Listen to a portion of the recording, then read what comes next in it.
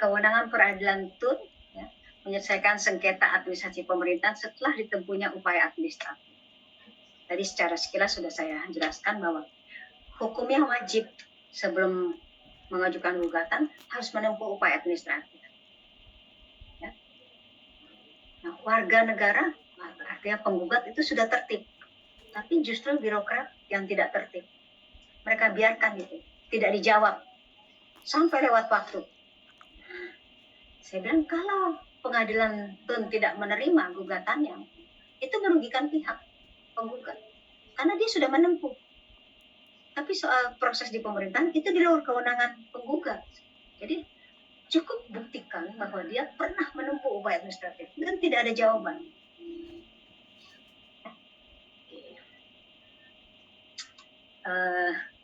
Pak Anteng masih ingat Prof. Maria? Siap, Prof. Mantan hakim. Siap, Prof. Ingat. Mantan hakim MK itu sampai hari ini SK pensiun beliau belum beres. Kalau saya jadi beliau, apalagi mantan hakim MK, saya sudah gugat itu pemerintah. Tapi beliau kan orang Solo, halus, ya. Dia bilang, sudahlah, saya terima saja. Bukan soal terima saja, karena SK itu merugikan dia. Pada waktu beliau diusulkan sebagai hakim MK, itu sebagai seorang guru besar yang diproyeksikan akan pensiun 70 tahun. Tapi di tengah jalan, beliau dikenakan peraturan baru yang dipensiunkan usia 65 tahun. Oleh sebab itu, beliau harus mengembalikan sejumlah uang, mungkin puluhan juta. Saya bilang, kalau ada gugatan dan terbukti SK pensiunnya itu keliru, maka uang itu tidak perlu dikembalikan. Ya. Bagaimana mungkin seorang guru besar yang harusnya pensiun 70 tahun kok dikenakan 65 tahun? Kalau saya waktu itu saya mengabdi sebagai staf ahli di Kemendikbud, karena kita UI di bawah Kemendikbud, itu mudah peralihan. Tidak ada masalah. Karena satu jalur kementerian yang sama. Prof. Tuti juga dari Dirjen Kementerian Hukum dan HAM, kembali ke kampus juga agama itu proses SK. Apalagi MK yang tidak ada kaitannya dengan ini satu hal. Ya. Apalagi nanti mantan hakim MK. Dia bilang, saya nggak mau gaduh. Loh, bukan gaduh. Kalau hak kita kan ahli perundang-undangan, kok diterapkan peraturan yang keliru, tidak menggunakan haknya. Jadi pernah waktu saya diusulkan sebagai profesor, pada saat itu nggak ada menteri yang diusulkan sebagai profesor. Dalam 1 bulan SK-nya keluar dia. Kok saya 6 bulan baru keluar? Sehingga itu melanggar azas persamaan di depan hukum, saya bilang. Kan sama-sama pengusulan guru besar. Cuma beda dia menteri, saya bukan. Kenapa dia bisa keluar 1 bulan, saya tidak? Kalian akan saya gugat. Saya bilang begitu.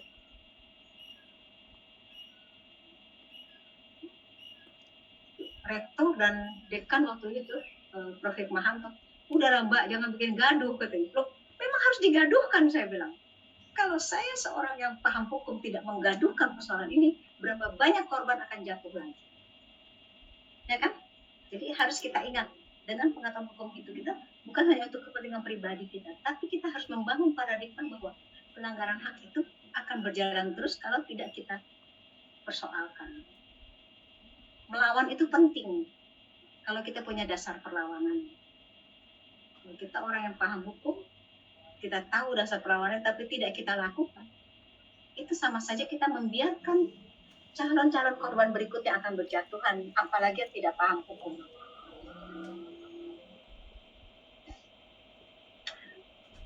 Terus saya bilang, saya tunggu dalam 2 minggu. Kalau 6 bulan belum terbit berarti sudah melanggar 90 hari ketentuan betul. Ya. Kalau memang berkas syarat tidak memenuhi syarat, nyatakan. Katakan 10 syarat tidak memenuhi syarat, 2 katakan 10. Ini tidak ada pernyataan seperti itu, tapi ditunda sampai 6 bulan. Saya bilang, saya tunggu 2 minggu. Kalau SK-nya saya tidak peroleh, saya sudah siap gugatan ke petun. Kadang-kadang kita perlu mempraktekkan pengetahuan kita. Apakah seindah yang kita pelajari atau pahit di lapangan. Lalu seminggu kemudian saya dapat kabar, Ibu, ini SK-nya mau diantar atau mau ambil sendiri? Dua-duanya perlu ongkos, saya bilang. Tapi jelas lebih murah kalau saya ambil sendiri daripada diantar. Kita cermati, di petun itu juga jurusita tidak jalan. Karena jurusita menurut ketentuan Undang-Undang TUN yang terbaru itu 51/2009, jurusita dipinjam dari jurusita PN terdekat. Katakanlah petun itu di Pulau Gebang, wilayah Jakarta Timur, berarti dia meminjam jurusita dari PN Jakarta Timur. Mana mau PN Jakarta Timur dipinjam oleh petun yang mereka sudah biasa bergelimang honor lebih tinggi. Jatuh-jatuhnya nanti dia akan meminta pada penggugat atau tergugat ganti ongkos dan lain-lainnya, sehingga tidak tercapai berperkara di petun itu cepat dan murah. Nah, ini yang kita harus cermati. Sekarang pernahkah kita mempersoalkan apa itu panjer perkara? Kemana itu? Ada hakim agung pernah saya tanya itu, dia marah sekali. Kemana panjar perkara itu? Apakah dipotong pada saat pihak yang biasanya panjar perkara itu kan dari penggugat. Kalau penggugat itu menang, ya, berarti kan yang membayar ongkos perkara pada finalnya si tergugat, ya. Ada nggak penggugat itu minta panjer perkara yang sudah dia bayar? Andai kata tidak diminta, ada nggak respon dari pengadilan untuk mengembalikan? Itu baru satu panjer dari penggugat. Bayangkan ribuan penggugat, bahkan mungkin jutaan penggugat. Tapi kalau para penggugat yang menang itu, saya bilang, kalian minta, enggak lah Bu, kita menang aja, udah puji Tuhan katanya. Loh, bukan persoalan itu kan kalau kita cermati, masuk kemana? Dari situlah mulainya mafia peradilan. Ya. Jadi kalau kalian kelak jadi pengacara, minta itu panjat perkara yang kalian bayar kalau kalian menang. Karena ongkos terakhir kan dibebankan kepada yang pihak yang kalah kan. Sementara kita dari awal penggugat itu sudah memberi panjat perkara ke pengadilan. Ya. Kalau saya minta itu. Jadi pernah saya mengurus IMB, izin mendirikan bangunan. Pada waktu saya mengajukan permohonan, si petugas sudah minta, Ibu harus punya stok dana 700.000. Nanti kalau lebih, kami kembalikan. Oke, saya bayar, ada kwitansinya. Selesai, 3 bulan kemudian IMB saya selesai, cuma 300.000. Berarti kan uang saya lebih 400.000. Saya minta, tapi dia dengan mudah menjawab sudah habis Bu, karena ini kan perlu proses. Ya, prosesnya itu sudah termasuk dalam 300.000 tadi. Ya. Ketawalah kau, Yoko ya, Yoko Esterila. Ya. Saya tidak mau pergi dari mejanya. Begitu ada seorang pejabat yang berpakaian safari dan saya duga di atasannya. Saya naik ke meja lah. Ya. Saya naik ke meja, saya berteriak-teriak. Dia tidak mau mengembalikan uang saya 400.000, saya bilang. Saya kalau ke kantor-kantor pemerintahan itu, tampilan saya kayak ibu-ibu rumah tangga betulan. Saya pakai daster. I don't care. Saya pakai daster. Bayangin ada ibu-ibu pakai daster naik ke meja. Nah, saya minta uang kelebihan, tapi dia bilang sudah habis. Jadi diusahakan uang saya kembali. Kalau saya tidak kayak orang gila, pasti uang saya lenyap. 400.000. berapa belas tahun yang lalu, ya, itu sangat berharga. Tapi bukan soal jumlahnya. Tapi saya ingin di lapangan tahu persis. Begitulah perilaku birokrasi kita. Ya. Dan dia tidak tahu berhadapan dengan siapa. Profesor yang vulgar. Profesor yang mau bertingkah seperti preman untuk menegakkan haknya. Tapi dengan landasan hukum. Jelas-jelas uang saya lebih 400.000, dia bilang sudah habis. Dia tidak mau kembalikan. Tanyakan berapa banyak korban lagi tuh, ibu-ibu yang tidak paham hukum yang dikibulin, dibohongin sama birokrat seperti itu. Sama saja saya mengurus sertifikat ke BPN itu perlu waktu 2 tahun. Padahal di situ banyak murid-murid saya, bekas-bekas mahasiswa saya. Mereka menawarkan, sini Prof, saya bantu. Enggak, terima kasih saya bilang. Saya ingin ya memperoleh sertifikat ini dengan usaha saya dengan proses yang saya tahu persis. Ya 2 tahun udah. Ya. Tapi dengan 2 tahun itu saya bisa masuk sampai ke dalam kantor itu. Saya coba memahami betapa sulitnya itu menggambar peta dengan kertas kafir yang kecil dalam ruangan yang sempit. Yang mau buang angin saja dia tidak berani karena pasti kedengeran teman sebelahnya. Begitu sertifikat saya beres, mau diteken oleh pejabat tingginya, ya. Di depan pintunya saya dihadang, kenapa? Uang yang saya sediakan dalam amplop itu sesuai dengan yang tertulis. Si petugas ini bilang di depan pintu, Bapak tidak akan teken, Bu, kalau Ibu memberikan sesuai dengan. Lalu maunya berapa? Saya bilang. Buat saya 10 kali lipat pun enggak apa, asal ada kwitansinya. Bukti penerimaan. Ya nggak bisa, Bu, dikwitansikan. Itu kan tahu sama tahu. Dia tahu, saya nggak tahu, saya bilang. Ya. Akhirnya begitu petugas itu lengah sedikit, saya terobos masuk pintunya. Saya tanya, Pak, apa betul Bapak minta ini? Sambil saya liatin nama di safarinya. Ya. Dia mulai tahu berhadapan dengan siapa, kan? Enggak, Bu, Ibu bayarannya sesuai dengan, baguslah begitu. Dan perlakukan semua orang seperti ini. Jangan karena saya galak, saya berani, lalu Bapak mau kembali kepada hukum. Ya. Saya langsung keluar, saya bayar, saya sampaikan ke petugas lagi. Ini Bapak mau teken tuh? Saya bilang. Jadi, ini yang salah Bapak mau atau kamu? Saya bilang. Jadi di pengadilan juga seperti itu. Kadang-kadang hakimnya tidak nakal, tapi panitera yang nakal. Atau dua-duanya nakal.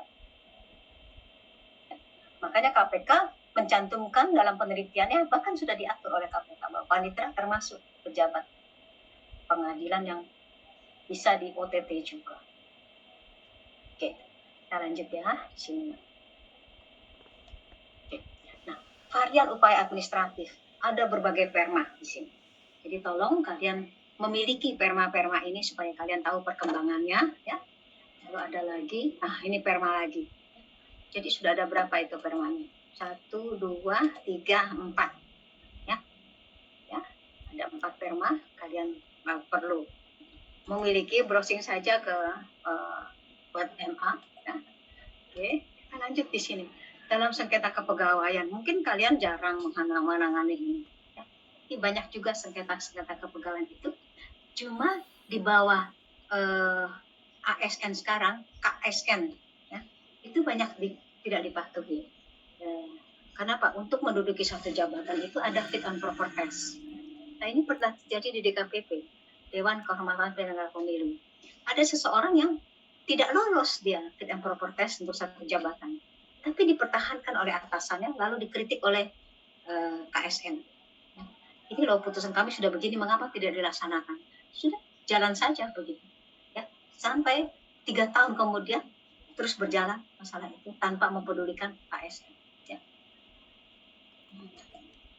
Jadi memang pelaksanaan di bidang kepemerintahan ini tergantung kesadaran hukum yang tinggi dari para pejabatnya.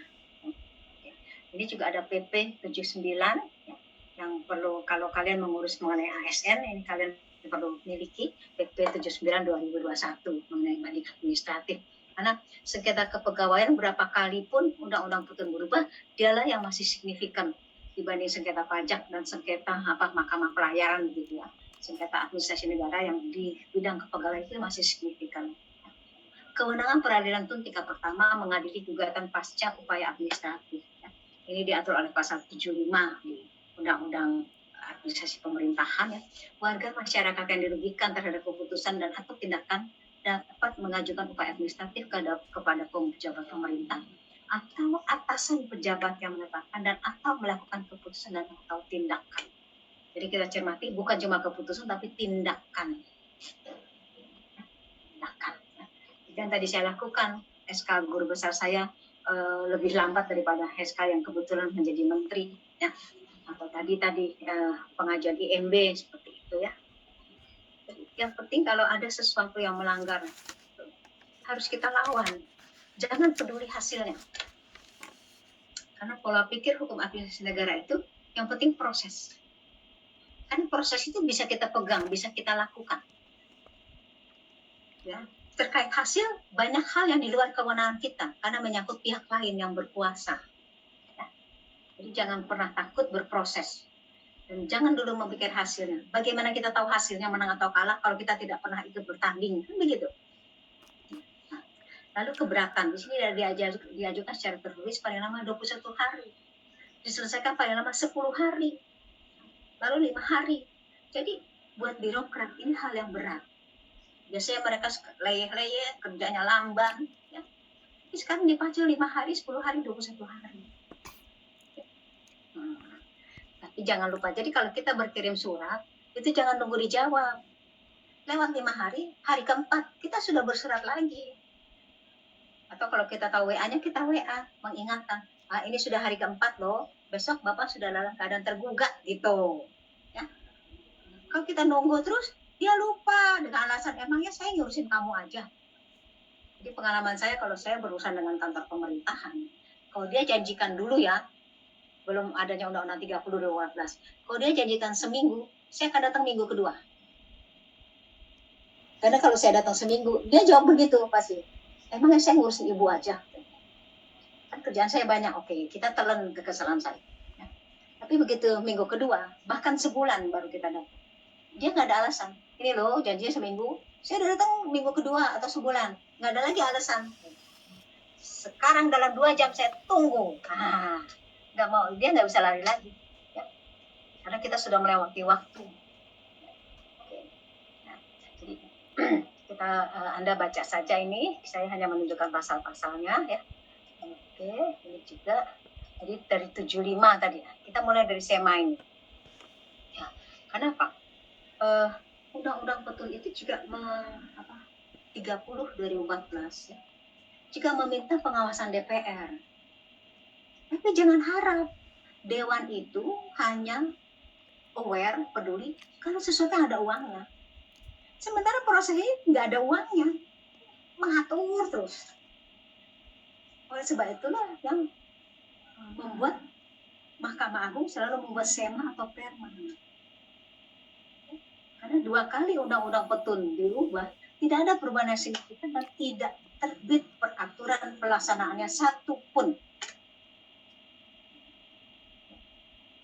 Karena untuk membuat di bawah undang-undang membuat PP itu perlu kerjasama beberapa instansi dan masuk DPR juga. SEMA dan Perma itu utuh di bawah kewenangan Mahkamah Agung untuk memberikan petunjuk teknis maupun petunjuk pelaksanaan kepada para hakim di bawah. Bisa dicatatkan bahwa hakim-hakim itu lebih takut kalau tidak melaksanakan SEMA dan Perma ya, daripada tidak melaksanakan undang-undang yang tidak ada peraturan pelaksanaan. Tapi apa sih kehebatan Undang-Undang 30 2014 ini? Ya, jadi SBY pintar, di akhir masa pemerintahannya dia terbitkan undang-undang. Kalau kalian baca sampai akhir, di situ ada peraturan terakhir menyatakan 2 tahun setelah Undang-Undang 30 2014 ini terbit, dia bisa berlaku walaupun belum terbit peraturan pelaksanaan. Ya. Maka mulailah 2017 itu para hakim baru mencermati undang-undang ini. agak terlambat, tapi saya bilang lebih baik terlambat daripada tidak dibahas sama sekali, ya, sehingga merugikan para pencari keadilan. Oke. Ini semanya seperti ini, lalu kita lihat lagi, ini masih sema, ya. Jadi nanti ini saya berikan, ya, kalian bisa mencari semanya dan dibaca, oke. Karena waktu kita terbatas, ya. Nah, pertanyaannya sih, dalam praktek apakah sema-sema ini efektif? Karena tata cara upaya hukum permohonan fiktif positif masih mengacu sepenuhnya pada mekanisme bagaimana ditentukan dalam Perma nomor 8 2017. Ya. Kadang-kadang antara sema-sema ini juga tidak sinkron. Ya. Ada kalanya satu sema itu diterbitkan untuk berproses di PN, tapi diambil alih untuk petun juga. Artinya belum ditemukan penegasan upaya administratif terlebih dahulu sebelum pengajuan upaya hukum fiktif positif. Ya. Nah, konstruksi upaya administrasi dalam sistem hukum pertama, wajib tidaknya upaya administrasi dilakukan penggugat tergantung peraturan yang mendasari sengketa. Dalam hal peraturan yang mendasari sengketa tidak mengatur, maka tunduk kepada ketentuan Undang-Undang AP. Kita tahu, upaya administratif itu dalam Undang-Undang Petun diatur oleh pasal 48, Undang-Undang 586. Perkara-perkara apa saja harus melalui upaya administrasi. Ya. Kalau tidak termasuk dalam ketentuan pasal 48 tadi, maka kita akan berkiblat menuju pada penerapan Undang-Undang Administrasi Pemerintahan. Kenapa? Berlaku azas peraturan yang terbit belakangan akan mengeliminasi peraturan yang terbit lebih dahulu. Okay? Dalam hal peraturan yang mendasari sengketa mengatur kewajiban untuk menggunakan upaya administrasi, maka penggugat wajib menyelesaikan upaya administrasi. Nah, persoalan dalam praktek, si penggugat sudah mengajukan tapi tidak ada jawaban dari birokrat. Nah, kalau hakim tidak memproses gugatannya, berarti si penggugat diperlakukan tidak adil. Jadi hakim harus cukup ditanyakan mana buktinya Anda sudah menempuh upaya administratif. Walaupun dalam perjalanan tidak mulus karena pejabatnya tidak memproses. Ya. Nah, okay.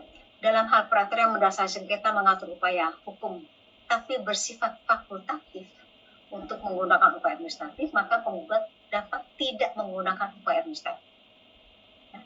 Tapi pada umumnya sekarang hakim mensyaratkan bukti bahwa penggugat sudah menempuh upaya administratif. Pengadilan yang berwenang menyelesaikan perkara yang telah melalui proses upaya administrasi adalah Pengadilan Tinggi TUN. Sebab dalam Undang-Undang AP tidak menunjuk pengadilan yang berwenang menanganinya.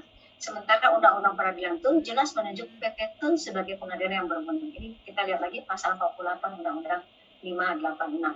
Karena walaupun Undang-Undang 586 sudah direvisi 2 kali oleh Undang-Undang 9 2004 dan Undang-Undang 51 2009, hakim-hakim itu tetap menggunakan Undang-Undang 585. Karena tadi 2 undang-undang yang merevisi itu tidak terbit peraturan pelaksanaan.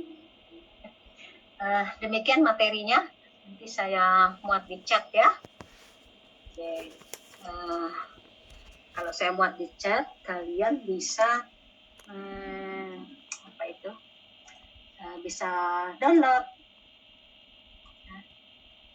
Silahkan kalau mau ada pertanyaan. Kita masih punya waktu sedikit ya Pak Anton. Siap, Prof. Silahkan teman-teman yang masih mau ada pertanyaan, silahkan. Saya coba muat di chat. Ya, siap Pak Ketua. Nah, itu sebentar.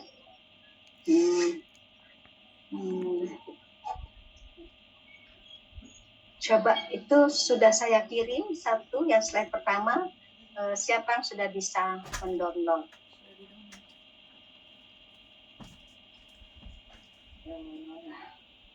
Di chat, di forum chat itu saya sudah kirim satu.